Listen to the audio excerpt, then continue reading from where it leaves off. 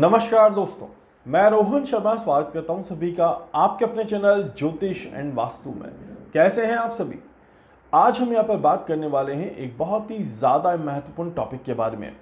एक सवाल मेरे पास आया था कि सर 2025 के इस साल के 7 महीने निकल चुके हैं और इन आने वाले 5 महीनों में हमें किस तरह से आगे का समय निकालना है, कौन कौन सी चीज़ों पर हमें महत्वपूर्ण तरीके से ध्यान रखना है। अगर इसके बारे में कोई गाइडेंस दे दें तो अच्छा रहेगा। और साथ ही साथ क्या कोई बहुत बड़ी घटना घट सकती है या फिर कोई बहुत बड़ी परेशानी आ सकती है, इसके बारे में भी बताने की कोशिश करें। तो ये एक सवाल मेरे पास आया था, इस सवाल को मैंने थोड़ा सा कैलकुलेट किया है और मैं वही चीज़ आप सभी के सामने बताने की भी यहाँ पर कोशिश कर रहा हूँ।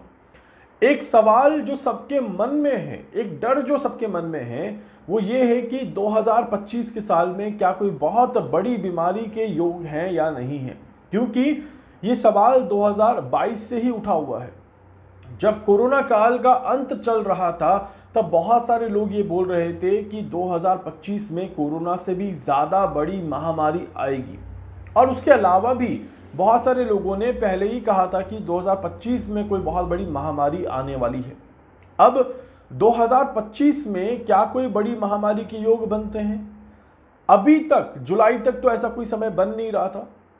अब यहाँ पर क्या आगे कोई ऐसा समय बन रहा है? क्या इस तरह की कोई परिस्थिति यहाँ पर बन रही है? तो मैं उसके बारे में आप सभी को बता देता हूँ कि 2025 के साल में कोई बड़ी महामारी आने के योग तो नहीं दिखाई देते। मेरी बात को ध्यान से समझिएगा। जितना मेरा कैलकुलेशन है वो मैं आपको बता रहा हूँ और ये कैलकुलेशन अभी बेसिक लेवल पे है।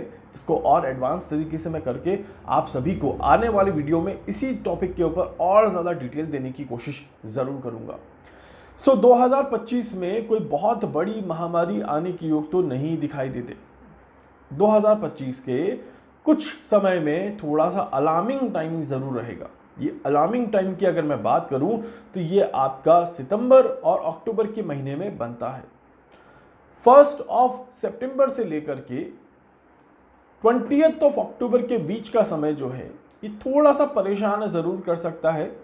किसी तरह की बीमारियों को बढ़ाने की कोशिश ज़रूर कर सकता है। जैसे डेंगू फैल गया, पीलिया बहुत ज़्यादा हो गया है, मलेरिया बहुत ज़्यादा हो गया, तो इस तरह की चीज़ों को ये बढ़ाने की कोशिश ज़रूर कर सकता है। इस तरह के योग बनते हैं।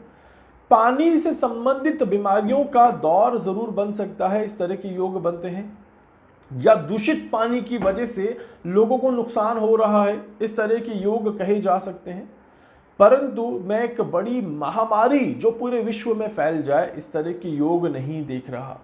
इसका मतलब है कि कोई बड़ी महामारी आने की योग नहीं है। और 2025 की शुरुआती दौर में जब कोरोना के कुछ केसेस वापस से बढ़ रहे थे तब भी एक पैनिक फैल रहा था और तब भी मैंने कहा था कि 2025 में कोरोना को लेकर के आपको परेशान नहीं होना है, क्योंकि ये समय कोरोना का या कोरोना जैसी कोई महामारी का दौर का नहीं है। और यही बात मैं आज भी यहाँ पर कह रहा हूँ कि आप सभी बीमारियों का डर अपने मन से निकाल दीजिए। 2025 के इन आने वाले महीनों में आप सभी को मौसमी बीमारियों से बचना है। जो मौसम से कनेक्टेड बीमारियां होती हैं, जो मौसम में खराब चीज़ों के खाने की वजह से हो जाती है, या काफ़ी बार कोई आप कहीं ट्रैवल कर रहे होते हैं और एलर्जिक इश्यूज़ की वजह से अगर कोई बीमारी हो जाए तो वहाँ पर आपको थोड़ा सावधान ज़रूर रहना है। अदरवाइज 2025 के साल में और किसी चीज़ को लेकर के आपको परेशान होने की ज़रूरत नहीं है। तो यहाँ पर आप थोड़ा सा ध्यान ज़रूर रखिएगा। 2025 के साल में और स्पेशली आने वाले 5 महीनों में कैंसर के केसेस काफ़ी बढ़ेंगे। आप देखिएगा कि आपको बार बार सुनाई देगा कि इसको कैंसर हो गया या इसको कैंसर हो गया, या ये व्यक्ति कैंसर से जूझ रहा है, ये व्यक्ति कैंसर से जूझ रहा है। तो कहीं ना कहीं कैंसर जैसी बीमारी अपने पैर पसारने की कोशिश करेगी। इस तरह के योग बनते हैं। तो आपके आसपास के लोगों को आपको थोड़ा सा ध्यान रखना है। अगेन, कैंसर का हम पहले से तो कोई उपाय नहीं कर सकते, बट हम प्रिकॉशंस ज़रूर रख सकते हैं ताकि कोई परेशानी ना हो। तो एलर्जिक इश्यूज़ हो गए, पानी से संबंधित बीमारियां होगी और कैंसर जैसी कोई परेशानी होगी तो ये आपको परेशान कर सकती है। इसके अलावा अगर यहाँ पर देखा जाए तो आने वाले समय में बाय एंड ऑफ 2025, मैं दिसंबर की बात कर रहा हूँ या नेक्स्ट ईयर के शुरुआती दौर को भी अगर ले लें इसमें, तो इसमें आप हार्ट अटैक के केसेस ज़रूर देखेंगे। तो यहाँ पर ब्लड प्रेशर को लेकर के आपको बहुत ज़्यादा ध्यान रखने की ज़रूरत है। तो ये वो समय है जहाँ पर 2025 का साल आपका बीमारियों की तरह से इस तरह से आगे जाता हुआ नजर आएगा। अब अगर बात करें हम और कौन कौन सी चीज़ें हैं जो 2025 में अच्छी और ख़राब हो सकती हैं। देखिए 2025 के ये जो आने वाले 5 महीने रहेंगे ये इनोवेशन का टाइम फ्रेम रहेगा। टेक्नोलॉजी को नेक्स्ट लेवल पर ले जाने का काम करेगा और टेक्नोलॉजी को नेक्स्ट लेवल पर ले जाने के साथ ही और कई सारी चीज़ें आपको देखने को मिलेंगी जो आपके लिए पॉजिटिव हो सकती हैं। गवर्नमेंट कोई ऐसे रूल्स एंड रेगुलेशंस बना सकती हैं जो आपको कुछ फ़ायदा देते हुए नजर आए। डिजिटलाइजेशन में हम एक कदम और आगे बढ़ाते हुए नजर आएंगे। स्पेस रिसर्च में हम एक कदम और आगे बढ़ाते हुए नजर आएंगे। तो ये सारी चीज़ें जो है ये आने वाले इन 2025 के एंड में होते हुए नजर आएगी। इस तरह के योग बनते हैं।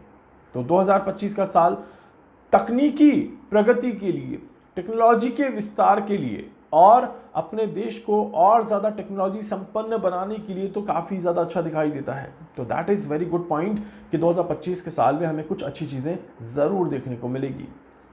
2025 का एंड जो रहेगा उसमें मेडिकल साइंस में कुछ बड़ा इनोवेशन हो सकता है। मेडिकल साइंस में कोई बड़ी तरक्की देखने को मिल सकती है। इस तरह के भी योग यहाँ पर बन रहे हैं और ये next by end of the year से शुरू होगा और वो नेक्स्ट ईयर तक कैरी फॉरवर्ड होता हुआ नजर आएगा।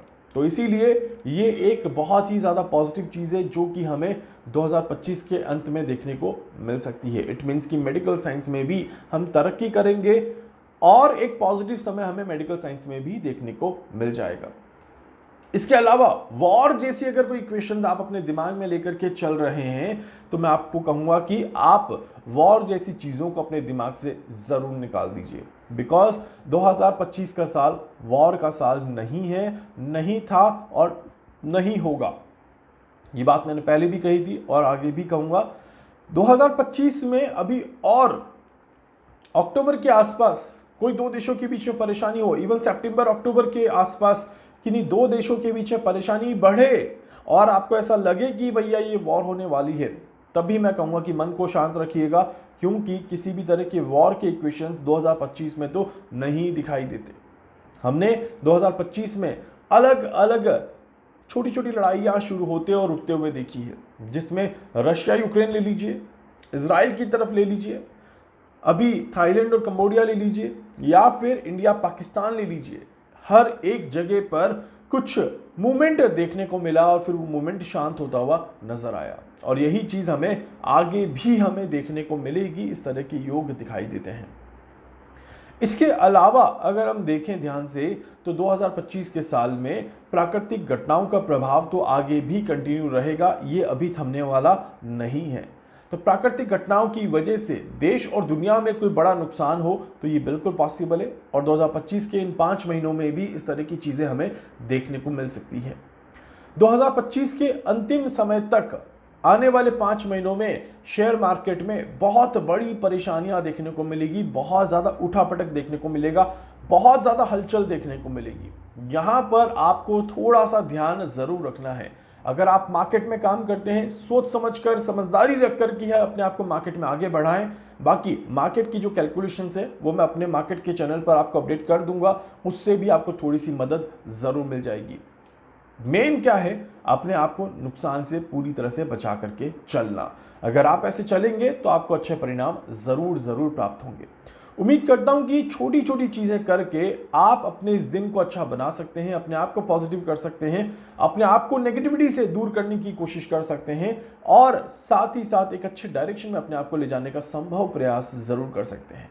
ओवरऑल अगर देखा जाए तो 2025 का साल हम आराम से निकाल देंगे और आपको कोई भी परेशानी नहीं होगी। बाकी आने वाले साल के बारे में बहुत जल्दी आपको अच्छे वीडियोस देखने को मिल जाएंगे, जिससे कि आप समय रहते 2026 के बारे में भी अपने आप को प्रिपेयर कर लें कि आपका आने वाला साल आपके लिए क्या कुछ लेकर के आएगा। तब तक के लिए वीडियो को लाइक कर दीजिएगा, चैनल को सब्सक्राइब कर दीजिएगा, बेल आइकन पे ज़रूर से क्लिक करिएगा। जहां जहां शेयर कर सकते हैं इस वीडियो को शेयर कर दीजिएगा, ताकि दूसरों तक भी ये पहुंचे और वो भी अपने मन से डर को निकाल पाए। धन्यवाद।